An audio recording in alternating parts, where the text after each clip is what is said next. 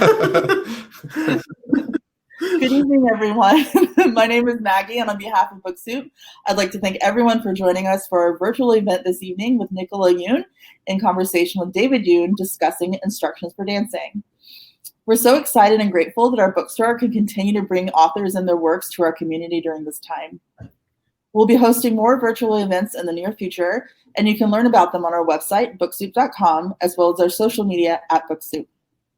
Our next event is tomorrow, June 2nd, with Vincent D'Onofrio discussing Mother, Stuff and Things. To submit a question during the event, please use the Ask a Question button at the bottom of the screen. If you see a question on the list that you'd like our speakers to answer, please click the like button. We'll try to answer as many questions as time will allow. Please do not use the sidebar chat to ask a question. Support our bookstore and our authors and purchase a copy of tonight's featured book. Just click on the green purchase button that reads Instructions for Dancing directly below the viewer screen. The link will redirect you to our website where you can continue your checkout process. We're selling audiobooks and ebooks through Libro FM and Kobo for those who are interested. A little more about Nicola. Nicola is the number one New York Times bestselling author of Instructions for Dancing, Everything, Everything, and The Sun is Also a Star. She's a National Book Award finalist, a Michael Prince Honor Book recipient, and a Coretta Scott King New Talent Award winner. Two of her novels have been made into major motion pictures, and she's also the co-publisher of Joy Revolution, a Random House young adult imprint dedicated to love stories starring people of color. She grew up in Jamaica and Brooklyn and lives in Los Angeles with her husband, the novelist David Yoon, and their daughter. David Yoon is a New York Times bestselling author of Frankly in Love, Super Fake Love Song, and for adult readers, Version Zero and City of Orange. He's a William C. Morris Award finalist for an Asian Pacific American Award for a young adult literature honor book recipient. He's also the co-publisher of Joy Revolution, a Random House young adult imprint dedicated to love stories starring people of color, like both of you are part of. And without further ado, I'm going to turn the camera over to Nicola and David. Enjoy the presentation. Thank you. Thanks for the intro. Awesome. So we are so happy to see you. We miss you like crazy. We miss you so much. Oh my God, people. BookSoup is like one of our favorite bookstores in the world. And, right. We'll meet again soon. But in the meantime, we're so glad you're here and here to celebrate your new book. Instructions for Dancing. Let's put this up. Look at this cover. It's beautiful. It's gorgeous, and also it feels really nice when you touch it. It's got this awesome soft touch to it, and it is not an instruction book for dancing. Rather, it's a story about. Well, why don't you tell me what it's about? All right. Well, hello, David Yoon. Hello. So glad you could make it. Thanks, everyone, for coming. Instructions for Dancing is about a girl named Evie, who is a romantic. She believes in love and love stories, or she did until her favorite couple, her parents, get divorced. And then she becomes quite cynical. And one day, as she's sort of giving away all her romance novels, she meets this mysterious stranger, and then she develops the ability to see the entire history of someone's relationship when she sees them kiss. So a couple will kiss, and then she will see the beginning of their relationship, sort of the very happy beginning, and she'll see the content middle, and then the inevitable end. And what Evie takes from this, what her lesson that she learns from seeing these visions is, all relationships end, so why bother to get into a relationship in the first place? So then she meets Xavier, who we call X, at a ballroom dance studio. And Xavier is a rock star. He's super hot. And he believes in saying yes and trying everything. And so we have cynical Evie, and we have X that challenges her notion that love is not worth anything. And there's dancing. And lots of sexy dancing. And there's dancing. We're going to get to that in a second. Yeah. But I love the idea that, everything ends. So it's very philosophical. It's like, if everything's going to end, why invest yourself in the first place? Why dive into it? Right. But aside from that, who is the old lady? The stranger that Evie meets is this old lady by a little free library, and there's a mysterious book in there, and Evie gets the book, and then she turns around, the old lady's gone. Right. Who, I know that it's a story, but like in your mind, who was the old lady? I mean, the old lady is life challenging Evie, right? So the inspiration for this book, or the reason I wrote this book is, you know, we've had a difficult last few years, just personally, health-wise. My mom is very sick, or had been very sick, and David's father had cancer, and we lost him inside of a year. And so throughout that process, I really was thinking about why we do this thing, right? Why we love so hard. Why do we love people so much if we know we're going to lose them, right? Love is wonderful. It's beautiful, but it makes us so vulnerable. And sometimes you just want to hide away, right? Because when you lose someone, it hurts so much. And so, you know, I was really thinking about what love is worth and whether or not it's worth it. Because, you know, sometimes it's so painful, you just sort of want to go. And so I made Evie think about these things, right? So I made Evie encounter this question in a literal way, right? So she really had to saw a relationship end. She knew for a fact that things end, right? Well, what did you learn? Okay, so you're posing this huge question. Is love worth it? What did you learn? And you don't have to come to an answer or anything. Right. Just like, what did you discover about that question as you were writing the story? So I sometimes still do want to hide away from the world, right? Because a big love is wonderful, but oh my God, it can hurt. Heartbreak is real, right? But I think it doesn't matter if you want to love or not. I think that human beings do love. I think it's like breathing, right? It's just a fact of life. And, you know, the bigger the love, the more it's going to hurt if it ends, when it ends. But that's it. That's what living's for. I mean, so that's what I've come to, but I still struggle, right? I think as do we all, right? I still struggle with making yourself vulnerable in the face of heartbreak. Are you saying you believe in love? Yes, I believe in love. We're going to talk about that more later because I don't know if you know this, but we started a whole publishing imprint dedicated to love stories. But that's in a second. The other thing I wanted to ask was there is dancing. So the dancing isn't metaphorical. It's actually literal.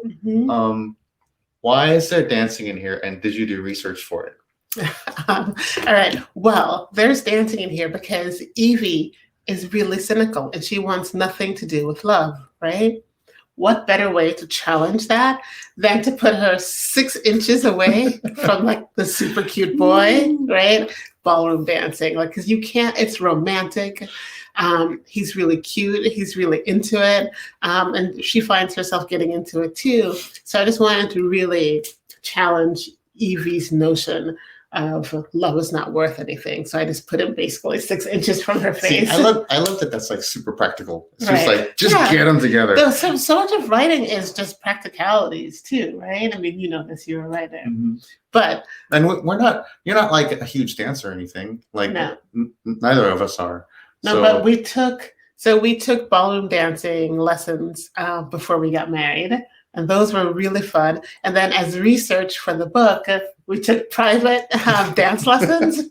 And we took private because I had so many questions and I didn't want to bug like the teacher in front of a group class. And so we took these ballroom dance lessons and we took bachata and Argentinian tango. And it was amazing. We had so much fun. It's all hip movement. It's like the bachata is, right? And I was like, I've never moved my hips like this before in my life. And then your hips get sore. Right. Like after an hour of dancing bachata. Right. Like, but then you're so close to the other person, right? I mean, it's another way of getting to know someone, right? Just like moving your body and learning these steps. And then the tango was just so dramatic. It's so fun. Like if you have a chance, maybe post-COVID world, take an Argentinian tango class because it's just really, it's ridiculous. It's so fun. I feel like everyone should take dance lessons. Just do it. Just force yourself to do it because it's so. once you start doing it, you're like, I can't believe I'm doing this. I've never done this sort of thing before, and it's this amazing feeling of like jumping off a cliff. Right. And so it takes you out of your head. I thought it was perfect for Evie because Evie's so much in her head, right? And so putting her dancing was perfect. Right. And remember you did the research for the competitions at the end? Yeah. And we thought that the competitions were going to be like very serious and right. So ballroom dance competitions, you would think, because it's ballroom dance, it seems so sort of stately and snobby. But ballroom dance competitions are actually not at all. They're totally boisterous, totally rowdy. They're rowdy. Like people are screaming, like the ballroom dancers wear name net tags, numbers. It's like a bib, right? A bib, and people scream those numbers out and root for their teams. It's like it's wild. It's super awesome. Yeah, it's really really fun. So that, and then as soon as you did that research, you were like, this is going to be like the perfect climax for the movie. Mm-hmm. Well, there's the movie, the book. Oh, we should talk about that too in a second. The book, because I saw it as a movie because I'm an official person. Anyway, whatever. And I also wanted to ask about there's a character in the book named Fifi. She's my favorite character aside from Evie and aside from X. X is so super cool. I kind of want to be X. But there's a character named Fifi. Where is she from? And and what language does she speak natively? Oh my god. David Yoon is being terrible. So X is Xavier, and Xavier is actually my favorite character, I think, maybe that I've ever written. Well, why? Because Xavier is who I want to be. Xavier is this, he's a rock star, first of all. In a next life, I'm going to come back as a rock star, like Grace Jones or something. But he has dreads, his hair is blue, he's amazing. But what I love about X is he really lives life, right? Like he holds on. Like he believes in living in the moment, which is something that we all say that we're trying to do, but it's very difficult actually. And I'm striving towards it because life is precious and fragile and it does really change in a second. So X is my favorite character. But Fifi in Instructions for Dancing, she is the instructor that's teaching Xavier, X, and Evie how to dance. And she's ridiculous. She's one of those people who says exactly what she wants, whenever she wants, and she does not care if she hurts your feelings. I have never had an easier character to write. I don't know what that says about me, but it was so fun to write her. And she is from a made-up country in some vaguely Eastern European place. And everyone's just kind of okay with it. Right. They're like, it's just Fifi. It's just Fifi. I love Fifi because she does say whatever she wants. Was she your favorite scene to write? Or if not, what was your favorite scene to write? Oh, gosh. I think there are just so many emotional scenes in it. I can't say what the end is, but the end is probably my favorite scene to write because I knew where this book was going for a long time. And it was really great to just get there. To, so much of a book is just layering and layering and making the scenes pay off and feel real. And I finally got to a point at the end when the thing that had been in my head for 2 years, I got to the point where it felt like, oh yeah, okay, I've earned this ending. I remember that moment. Yes, I know you do. That was awesome. You've gone through so many, because if you want to talk about your writing process, but everyone should know by now that Nikki's famous for writing longhand in notebooks, just sort of head down writing like she's back in school. So why do you do that? So I don't even know. I have a journal here. You want to grab that one? No. That's So kind of tricky. I write into notebooks. I write into these moleskin notebooks that are like 8.5 by 10. And my first drafts I write by hand. And I have thought about why I do this because it's not an efficient process, but I can't help it. And I think the reason I do it is because I don't edit myself when I'm writing by hand. I feel very free. I have this internal editor when I'm typing that says, oh, don't do that. But when I'm writing by hand, and I get up very early to write my first drafts. When I'm writing by hand, my internal editor is asleep. And, it just feels, I could just cross it out is what goes on in my head. Yeah. It doesn't matter. So all of the sort of weird, unusual things that happen in my book, like the sort of breaking of traditional format, that stuff happens because I write by hand, because anything goes. Yeah. And so that's why I do it. And once I tried to actually change that, you remember this. You tried to type it right into the computer. Right. I tried to just write by typing right into the computer, and it was a disaster. I was just like, the book was terrible. Like what I was writing was bad. So this is it. This is your process. This is my process. It's just been like this. Yeah. I mean, I think it's awesome. And like, actually, you've been doing this. When Nikki used to work as a programmer, and even when she worked as a programmer, she would write head down on a legal pad her code in handwriting before typing it into the computer. So you've always been like a handwriter. And I'm sure I'm not the only person who feels like this connection between the sort of the hand and the motion of the hand and your brain. I don't know. It's how it is, people. Anyway, I think it's cool. I think it's a little bit nuts, but that's okay. So I wanted to switch gears a little bit. The characters are obviously people of color, and they're obviously in love. And that's my little awkward segue into our publication imprint, which is called Joy Revolution. Tell me more about that. All right, so Joy Revolution. I feel weird asking questions I already know the answers to. It's fine. But we're really excited about it. You're doing great. You're doing great. You're doing great too. Thanks. So, Joy Revolution is an imprint at Random House Children's Books. And it's for big, swoony love stories starring people of color, written by people of color. And, we did this for just purely personal reasons, right? So I am a huge romantic goober. I grew up loving rom-coms just to death. Like I can quote you like most of the lines in Princess Bride. It's obnoxious, right? But I love love, and I love rom-coms, and girls that look like me were never in them, right? Or they were never the stars of them. Like they were never the sweet, vulnerable, sexy ones that get the boy or the girl through or whoever, right? Yeah. Like we were always the sassy sidekicks, or Black girls are always a sort of sassy sidekick, or the truth teller, or when you're there, or, I mean, if you're even there in the story, right? And then like when you think about like Asian boys being in rom-coms, I mean, until like Crazy Rich Asians, and that's the most recent one. Yeah, there's always Cinderella. Yeah, there's the one with Whitney Houston. Yeah. And Brandy. Yeah. From back in the day. Right, but it's so rare, right? Like usually if there's an Asian character, it's a doctor, or like where are the vulnerable, sweet Black boys, and Black men, like where are those people? Like, and I say this because I know all of these people, right? Like I know so many people that don't fit into stereotypes, because stereotypes are just sort of nonsense anyway. But we never get to see them in the books and in the movies, or very rarely. And our job as writers is to tell the truth. And the truth is, these people exist, right? And the truth is, love is all there is, and love is revolutionary. I feel like we're back in grad school again. This is the kind of stuff we used to talk about in grad school. We went to Emerson College together, going out, bars, talking about art and writing, and we'd be like, what is up with the rom-com situation? Why are we not allowed to be in love? Is that? Listen, I fell in love every day in high school, you guys, like every day.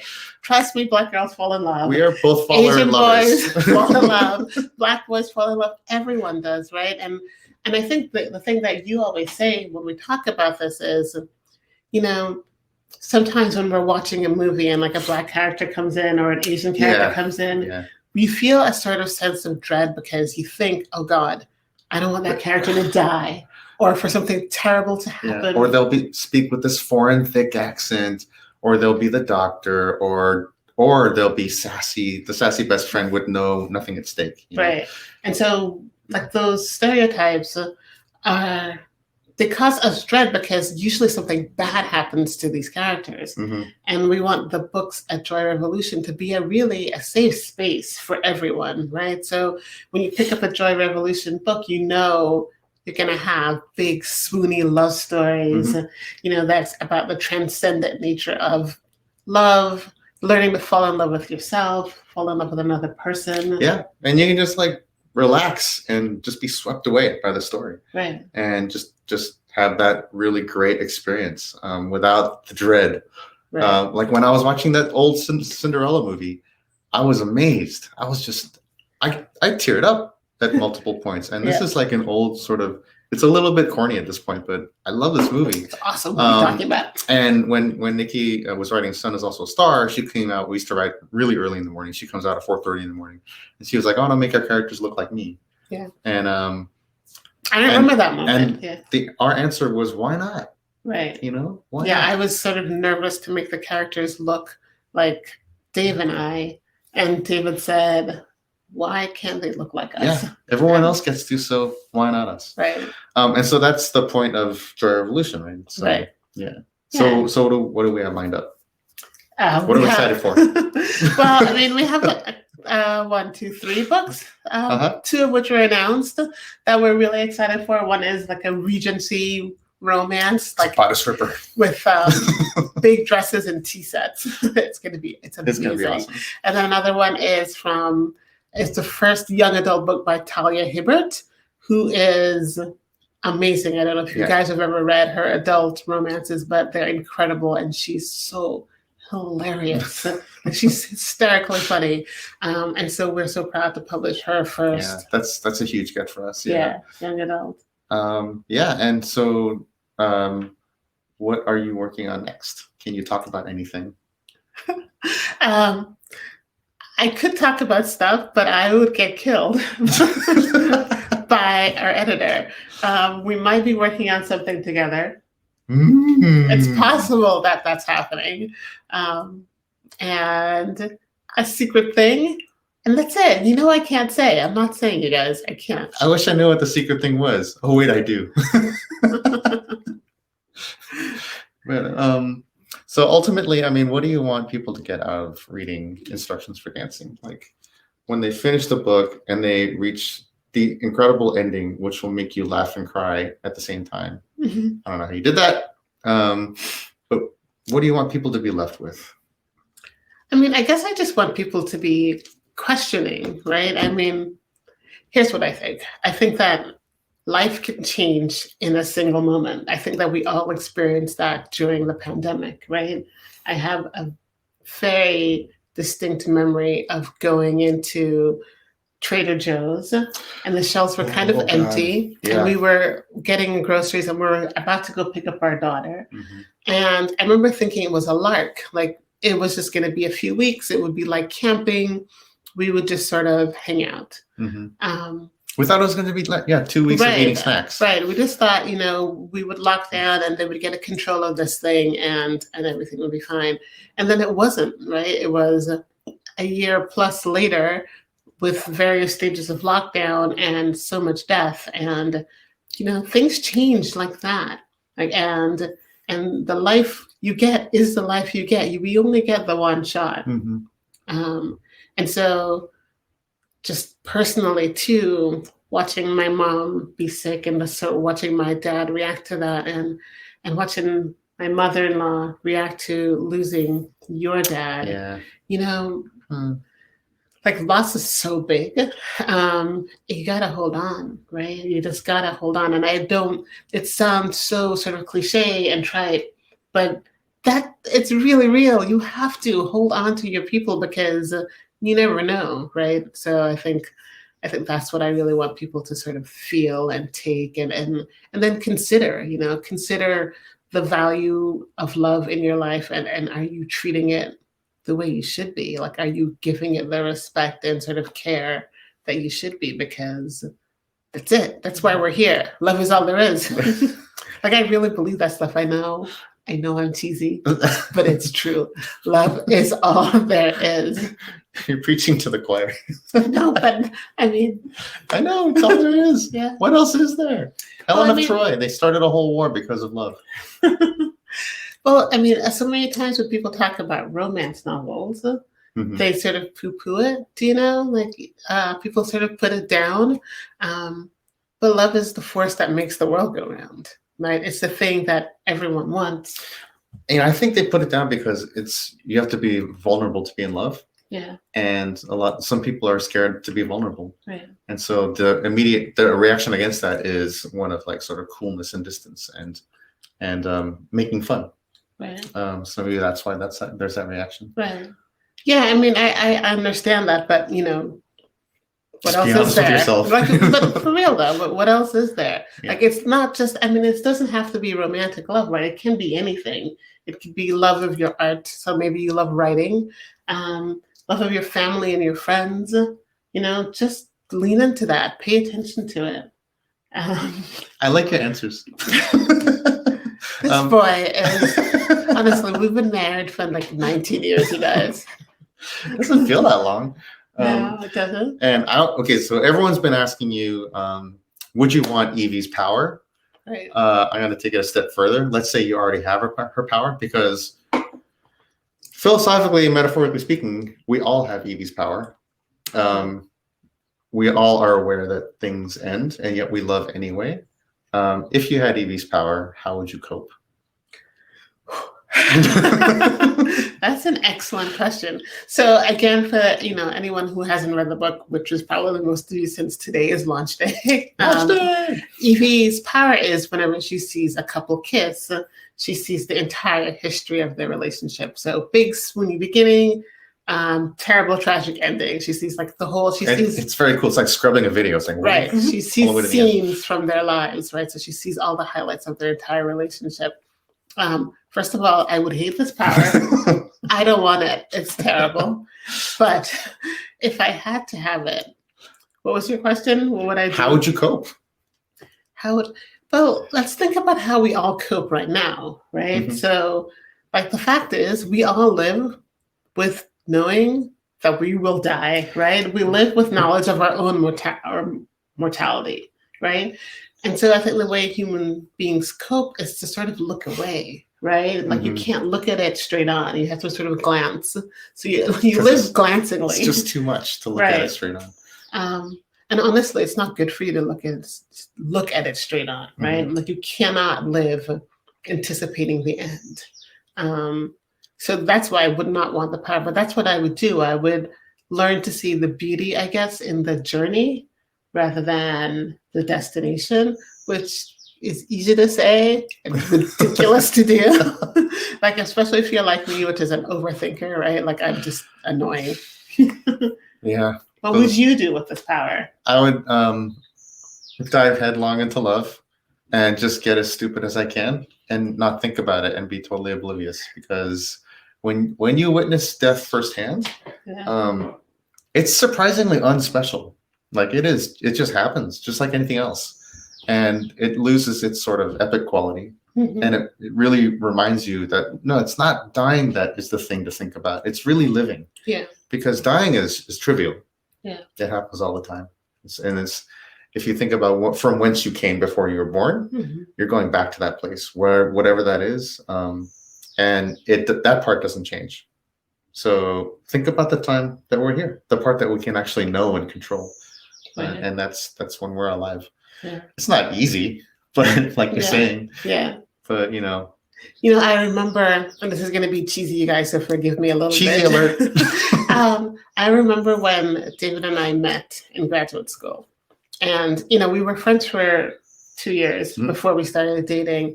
And once we started dating, I knew pretty quickly that this was my person, right? Like, I just knew, and whatever. And so then I am my daughter likes to call me a worry flurry, right? So I'm a worrier. So as soon as I realized that David was my person and this was the one for me, I became such a worrywart, right? So like, if you were out with your buddies or something and you didn't call, I was convinced he'd been hit by a truck. Like, it was terrible. I'm not laughing. And then, fast forward 10 years later, and we had our little girl. And, we love her so much, and I love him so much. And, when they leave the house, it's like my heart goes walking out the door, right? That's what happens. And so sometimes the instinct is just to protect yourself and just go, I don't want it. but then I wouldn't get to have this, right? Like I wouldn't get to have my favorite person. And then my other little favorite person, our little girl, right? Like I wouldn't get to have this sort of big love and this big adventure in life. And so it's like my warrior nature struggles against my romantic nature. Yeah. I mean, you know, I'm in the same boat. I love you so much, and I love Penn so much, and I'm so bad that I keep all your stuff. I know. Like I can't throw any of your stuff away. I have like airtight, acid-free containers to just keep everything. And I don't know what I'm going to do with it. It's like homework papers, little scribbles. No, he's a pack napkins. rat. He's a pack rat, is what he's saying. Because I just fall in love with everything. So I got to store it away. You're very sentimental. I'll probably never look at it for another 20 years. But when I do, it's going to be awesome. Yeah. But okay, I feel like we should get to questions because we love questions, and we've got 8, and including there's like some stuff in the chat about the universe, which I think is hilarious. What is this? It says, I'm here for naming your collective fan base the universe. That's YOON verse. Can we make that happen already? We're gonna get right on that. Thank you for the idea. Trust me, we have t-shirts already. Like our nephew made t-shirts and they say universe across them. And we all have them. Right. And several Halloweens ago, I was a unicorn, but it was Yoon. YOON. Icorn. Get yes. It? See what we did? Sorry, you guys. Oh, and someone, let me see. This was interesting. Christy Rush, you said, is X connected anyway to the character X in the short story Superhuman? They are similarly compelling. That is a deep cut. Christy Rush, you're awesome for bringing that up. It's one of my favorite things that she's ever written. Do you want to talk about that story a little bit? Sure, yeah. Superhuman is a short story in the Fresh Ink collection. And the character is called X, or Xavier. I'm pretty sure it's Xavier mostly in that story. It's just, I love the name. It's just a coincidence. They're not the same at all. The Xavier in Superhuman is much, much different than our Xavier it's in Instructions for Dancing. It's a really gritty sort of honest take on superheroes. Right. Like what would happen to the first Black superhero? Yeah. Is what that story is about. And that's just read it. Find it and read it. It's a great story. But we have more questions. We have 9 questions. So I'm going to hit the ask a question button. And we'll start with Sophie. You always have such prominent themes in your books, from questioning the reality behind meant to be and exploring mother-daughter relationships. What themes can readers look for in Instructions for Dancing? So, one of the things that is really important to me in my books is to explore what happens in families, especially when you're a teenager, right? Because I think one of the sort of hallmarks of being a teenager is you want the protection of your family, you want to feel safe, but also you're pushing that boundary, right? Like you want out of the nest. And I think it's an interesting tension there because your parents want to hold on to you too, like you're just a little kid, but they want to prepare you for the world. And I think one of the most important moments that happens to you as a teenager is when you start to see your parents as people, right? So when you start to see that they're flawed and that they make mistakes and that they have an entire history before you, and it's really important for you to see that, because when you realize your parents are not perfect, it means you don't have to be perfect, right? Because they turned out okay. That means you can make mistakes and you're going to turn out okay. I'm both looking forward to that and terrified of it. I mean, for Penny, for our little girl. Well, so right now, Penny thinks we're the greatest thing in the world, right? She just loves us to death. But there's going to be a point at which she realizes we don't know everything. No, we're going to be different from all of human history. We're the exceptions. Not going to happen. Okay, that's a great question. Next question. I want you to talk about. There's Sophia asked a great question called "How was it like making your book, and what were the struggles while making it?" Also, love you both. I love you too. Thanks for the question. We love you, Sophia. This book was a journey. Right. So yeah, I'll talk about this. So the book you see before you is maybe a year and a half or two in the making, but I actually wrote another book before this one that has never been published, right? So it was Everything, Everything. The Sun is Also a Star. And then I wrote another book. And I wrote it while we were both going through the health struggles in our family. And that book failed. I wrote it for about 2 years. And it just never got there, right? I wrote it and I rewrote it and I rewrote it some more. And it just lacked magic. And I think the problem with that book was I was going through so much grief and I put all that grief into the book and it's just one note, right? Like the character doesn't change. Like all my sad was in that book and there was no arc to it and there was no joy to it. But oh my God, it hurt to put that book aside, right?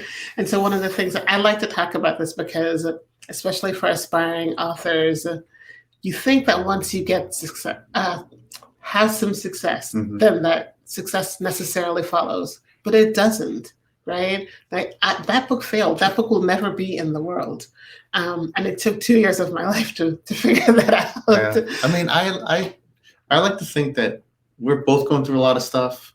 And you needed to write that book to clear out, to process all that. It was a form of processing. So you could get clear enough to get to Instructions for Dancing. Yeah, I mean, and I think that's true, but I think it's sort of hard. It's still hard to let it go, right? It was really hard to decide, along with my editor, that maybe this one wasn't the one. But the trick there then is just to keep going, right? So we put it aside, my editor and I, we decided we're going to let this one go. And then we took a breath and then I started writing again, right? And I was terrified because I thought, if I can spend 2 years in something that ultimately we didn't want to publish, what happens if this same thing happens with this book? Fortunately it didn't. I did revise it 11 billion times. I'm really proud of this book, actually, because I really fought hard for this book.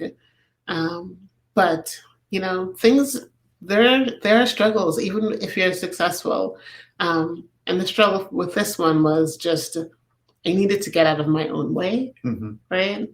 And I will just want to say something about having a good publishing team, though, because everyone waited for me, Everyone waited, my entire publishing team just believed in me when I did not believe in myself. They really, I'm a lucky girl. I'm going to make myself cry about this, but they really... But yeah, because they could have gone with whatever and said, this is good enough, we're going to publish this. But they were really honest, and they really cared about, your career and your art. And they really just were patient and just wonderful. So, we waited till we got, it's been 4 years, 4.5 years since my last book, and that's not ideal, but this book is awesome. That's good. I know it was painful, but I think it's worth it. Not for nothing, this book has earned 5-star reviews. 5 stars. All right. No small feat. So yes, you can officially say critically acclaimed. Ooh, that's nice. I know. Let's see.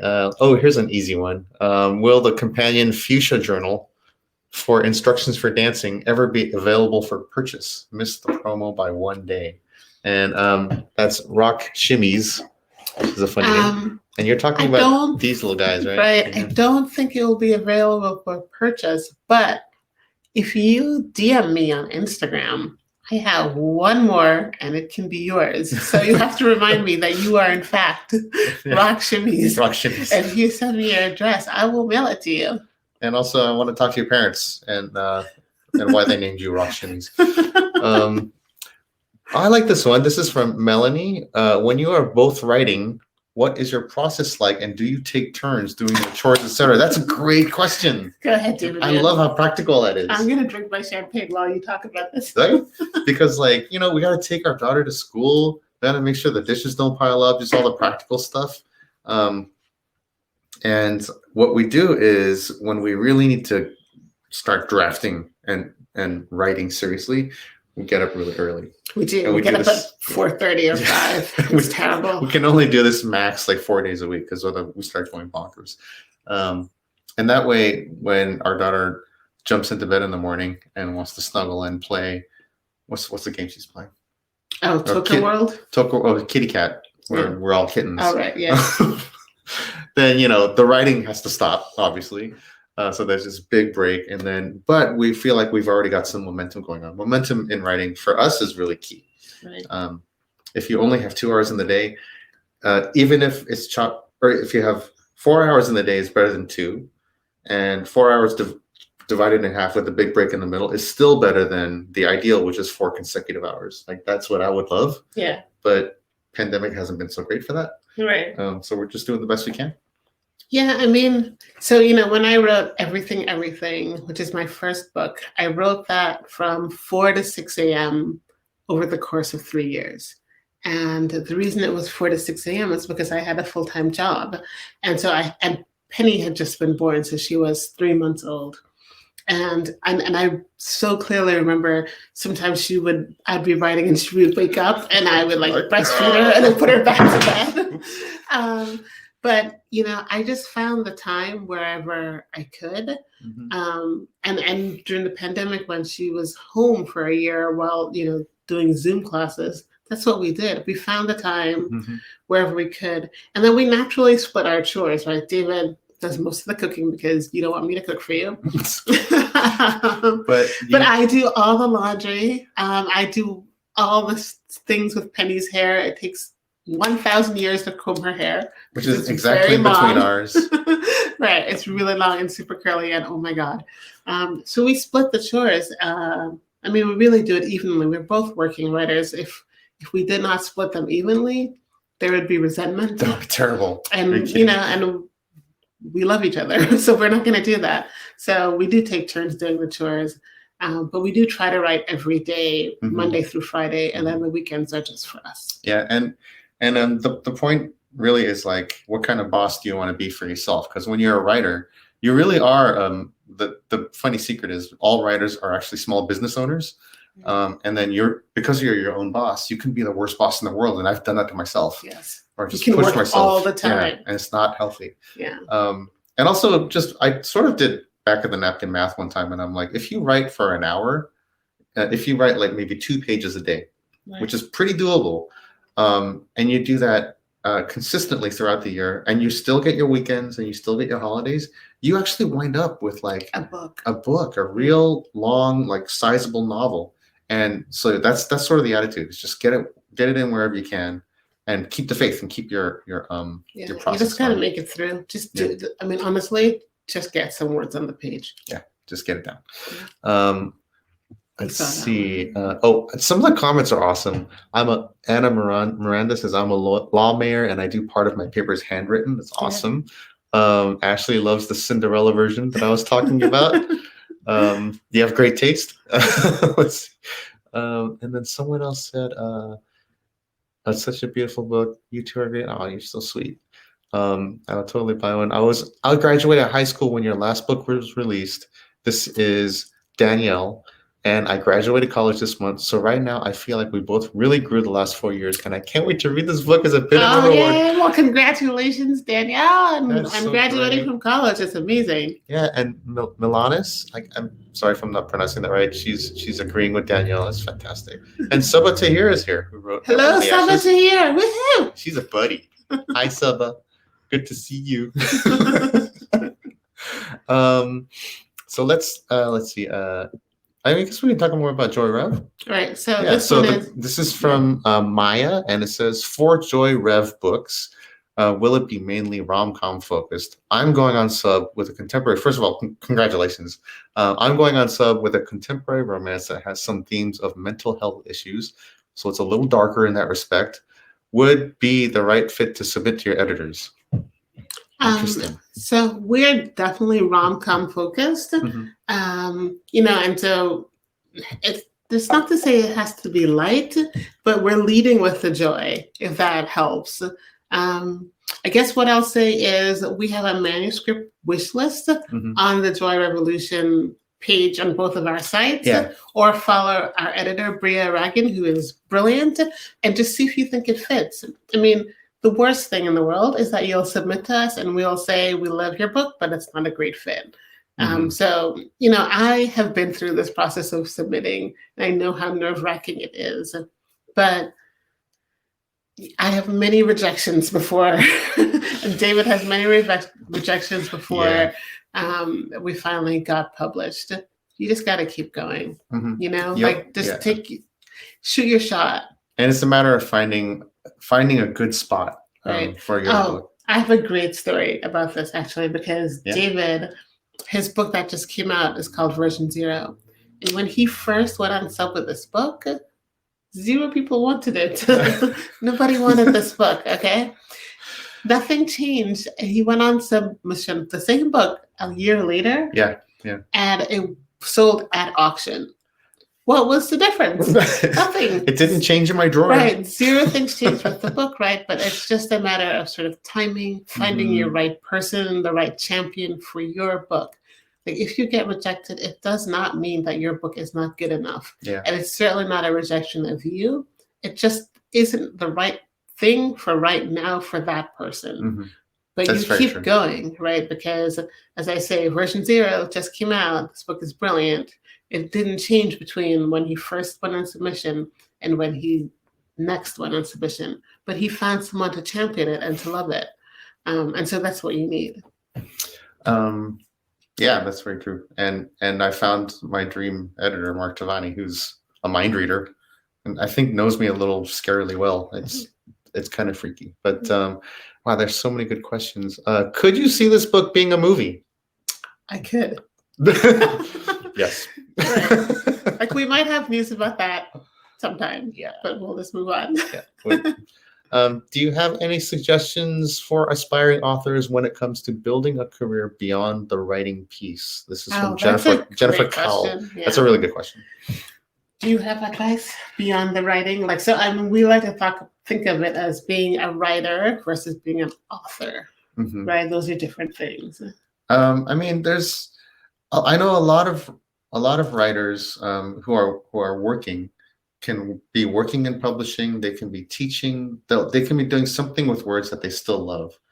Some writers work in bookshops as booksellers, and so they get to still be in the world of writing. And I think aside from all that, it kind of helps to think about your own, I hate saying stuff like this, but like your own personal brand and finding your particular audience. Like everyone's got their own particular audience. Some are really wide and some are very specific. And that's just a matter of experimentation. There's a lot of writers, you know, doing stuff on TikTok and Instagram for like kind of shallow social interaction. And then there's writers doing sort of deeper connections like on Substack, writing newsletters and really getting them to know their audience at a personal level. So it's just find the level that works for you. Find the audience, find the level that works for you. But I would really advise people to at least be, whatever you wind up doing outside of writing, like at least stay adjacent to what you love. You know, don't try not to get into a job that is totally different and you hate it. Ideally. I mean, I had that. I hated my other job. I mean, I think building a career beyond the writing pieces, you know, I think I said before that I had such a good team, right? And who stayed with me through this failed book and just waited for me and supported me while I got to the book that I needed to get to. And so it's really important to just find people who really believe in you, right? And believe in your writing. And a writing career is not just one book, right? It's all the books that make up a body of work. And so you really want people who really believe in you and will help you become the best writer and build the career that you want. Right. So I do think it's just important. Like my editor is so much smarter than I am. Right. Like she doesn't, like the books don't happen without her. So, you know, I think that is the thing that I would say is most important, is just find someone that believes in building your career and is just not focused on this single piece of writing, because some books do well and some books fail, but it's a long career, you know? And I always love that. We're going to do another question. I think we have time for maybe 2 more, but this one is from Sophie, and it says, your books have shaped me as a person and writer, along with so many others. That's amazing. What books do you think have influenced you in your career and or personal life? Love you both so much. Let me do something. I mean, I think well, you answer first. What books have influenced me? Yeah. Oh my God, it's like choosing among children. We only have one child. Your books, for sure. But like before grad school, for instance, I was reading a lot of Haruki Murakami. I was reading Margaret Atwood, George Saunders. I was reading Lois Lowry, who wrote The Giver.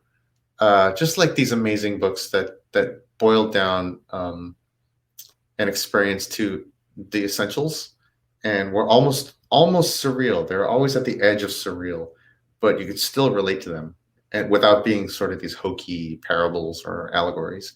I really like that. Yeah. I like that a lot. I like the economy of language. I liked how it made me feel like I was somewhere else. I like feeling like I'm somewhere else. Right. So and what about for you? me, it's The Little Prince and The Bluest Eye by Toni Morrison. I think those are my two books. For one, made me see myself like as a sort of physical human being in the world. So like, I remember when I first read The Bluest Eye, I had never read a book with a Black main character who like the book was for her, about her, by her. And I remember thinking, oh my God, you can do that? And then the other book that really influenced me was The Little Prince by Antoine de Saint-Exupéry. I do not know how to pronounce his name. But I love The Little Prince because he was just exploring love and the world. And that is one of those books that whenever you read it, it changes and you see something else and you learn something else about yourself. I read that as a kid and it was just like a fairy tale. You read it as an adult and it's this really deep tale about love and loss and learning to love yourself. And so it's an amazing book, actually. That's one of those books you just go back to over and over again. Like every 5 years, just pick it up again. Yeah, and it's just different. And it sort of catalogs how you're different too. Yeah, how you've changed. Yeah. That would be cool to write a book like that. Day. Wait, Saba here has a question. Oh, Saba. How do you know when a book is working or when it isn't? Was there a moment as you were writing IFT that you realized, yes, this is it? Thanks, Saba.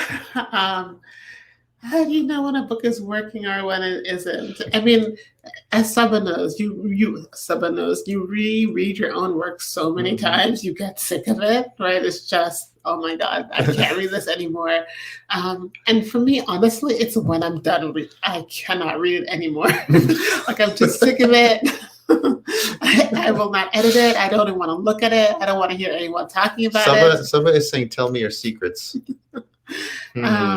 So, I mean, I think I know it's done when I'm not fiddling anymore. Or, I get to a stage where I'm rewriting the same sentence over and over. And I'm just sort of switching around the words and listening to how it sounds because I like the sentences to be very lyrical. And if I keep changing this just at the sentence level, it's time to be done. It's time to move on. Yeah. I actually realized recently, like I know when something is done when my heart rate starts going up. What? Yeah, I didn't tell you this yet. Yeah, no. Like, because I've been working on with anything. Like, I've been working on a video game just for fun on the side, and I was finishing it, and I knew it was done because I was like, my heart rate was going. I was like, this is interesting. Like nervous to get to the end. Yeah, you're just like, oh my God, I think this is it. You're so close. Yeah, I think this might be it. And when I was finishing up City of Orange, which was a National Write a Novel Month book that Nikki forced me to do, and I'm so glad you did. Yeah. But yeah, when I got to the end of that, I literally felt like I had just run across a marathon finish line, and that's when I knew like I had reached some sort of end, and it was just the first draft, but it was done. Right. Yeah. Let's see. I think we have time for one more. There's one more at the very end there. We answered this one already. Okay. Yeah, we did. Let's see. Hold on a second. This one. This is Eden Beasley. I know you can't give anything away from this book, but in your previous two, this is for you. Why did you choose to leave the romance ending sort of ambiguous? So excited to read this one, BT Dubs. Eden, let us talk about this because this happens to me a lot. These endings are not ambiguous, Eden. Okay, I'm telling you. And everything, they are happy And in The Sun is Also a Star, which one day I might actually write a sequel to, but I promise you that ending is a happy ending. So many times people say, why is it ambiguous? And in my mind, I'm just like, are you kidding me? These people are thrilled with life at this point. They see each other again on the plane. Don't give it away. No, sorry. Oh my God. Oh my God, everyone. I'm the worst. But you really are. Anyway. It's a happy ending. So to me, it's a happy ending. And the other question I get all the time is, will you write a sequel to Everything, Everything? And the answer is no. Because you know why? Here's why. Maddie has been through a lot. Okay, here's Maddie, here's Ollie. Right. And I don't want to break them up. Do you know, like if I write a sequel, I have to like invent something to break them up. And I don't want her to go through anything else. She's been through a lot in her whole life. So I'm never going to write a sequel to Everything, Everything because I'm letting her have her piece.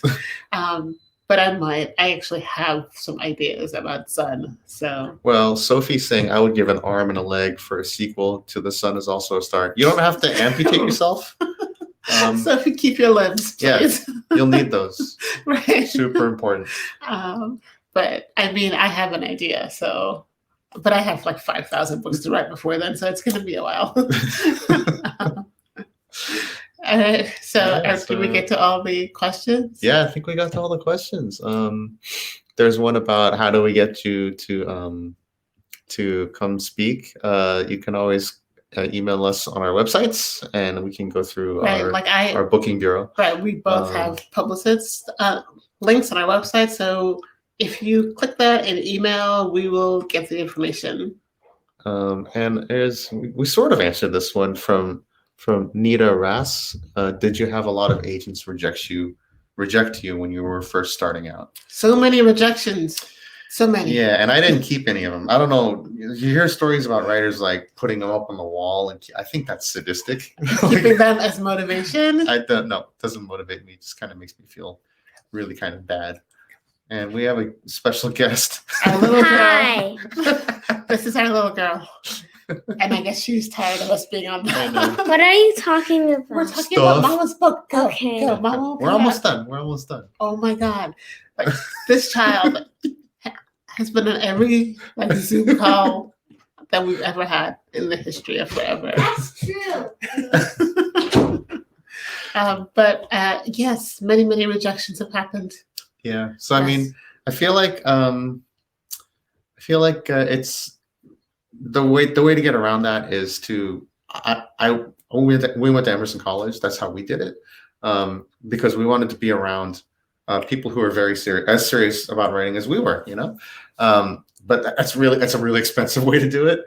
And so if you can't, which is I totally get, like you can find a writer group online. There's so many great resources. Like I just did an interview at DIY MFA, which has tons of links on like how to find people to start your own writing group. And that way they'll keep you motivated. And as that group starts to see a little bit of success, then you can start to get introduced to agents and whatever. That's at a much better level than just cold calling and querying. Yeah. Because that's sort of the toughest way to do it.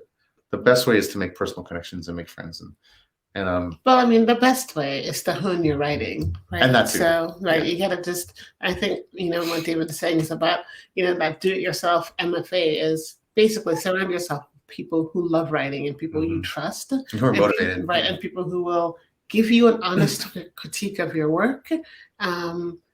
You don't want anyone mean, right? Because there are those people who will be like, well, I'm going to give it to you straight. Or no, like give it to me in a nice sandwich. Like tell me all the things that are beautiful about my book, and then tell me what you hate, and then tell me the beautiful things again. Sandwich, right? Right. So find people that you love, whose work you respect, who respect your work, who'll give you an honest critique, and that's what you need in life. Yeah, and yeah, I guess we're out of time. I mean, thank you guys so much for coming. This has been really, really great. And I love your questions and I love your enthusiasm. It looks like everyone's psyched for the book. You're going to love it. You're going to cry too. I'm sorry, but you will. Okay. Thanks, everyone. Thank you. And that's a wrap on our presentation. Thank you again to our guests and to all of you who tuned in this evening. We greatly appreciate everyone's time and support of independent bookstores. Support our bookstore and our authors and purchase a copy of tonight's featured book. Just click on the green purchase button that reads Instructions for Dancing directly below the viewer screen. If you'd like regular updates on our upcoming events, please make sure to follow us on Crowdcast and subscribe to our newsletter. Have a great evening and stay safe, everyone. Thank you. Thanks, everyone. Thank Have you. a great night. Bye. Bye.